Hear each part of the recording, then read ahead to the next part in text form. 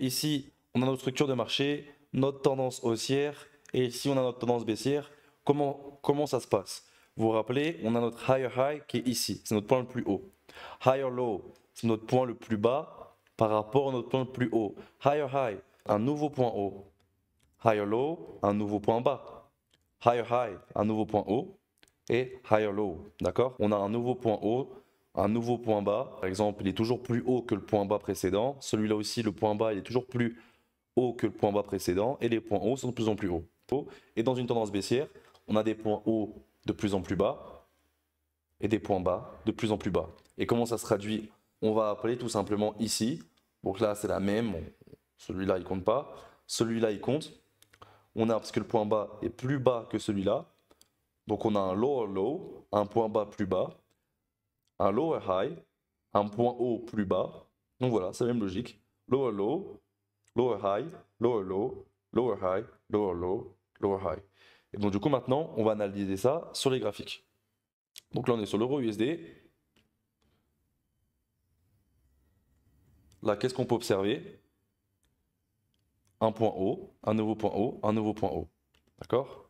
Donc c'est avec des bougies japonaises, il y a plus de précision, mais si on observe concrètement ce que fait le graphique, c'est ça. Un point haut, donc on a un higher high, higher high, higher high, higher low, higher low, higher low.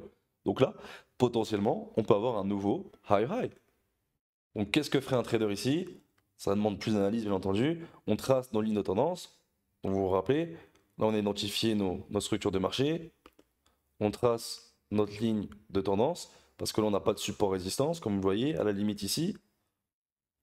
Et vous voyez, c'est comme ça qu'un trader analyse, il va faire ses petits dessins sur le graphique. Donc allez, je vais vous faire un petit dessin. Là on a une zone de résistance ici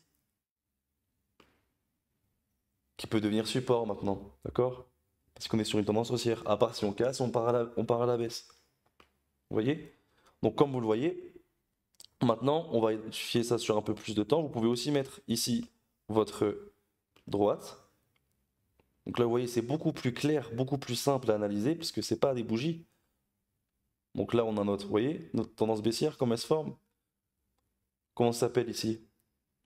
Lower high, lower low, lower high. Vous voyez? Donc moi, je vais le faire un peu plus grossier. Vous voyez? Et hop, on trace notre ligne de tendance. Donc 1, ça touche une fois, 2 fois, 3 fois, 4 fois, 5 fois, 6 fois, 7 fois. Waouh! Et notre objectif à nous maintenant, on va rentrer un peu plus en détail sur l'analyse technique. Là, je vous ai appris beaucoup de choses. Vous avez toutes les bases. Maintenant, qu'est-ce qu'il faut faire? Il va falloir qu'on rentre en position. Maintenant, on a une clarté sur le marché.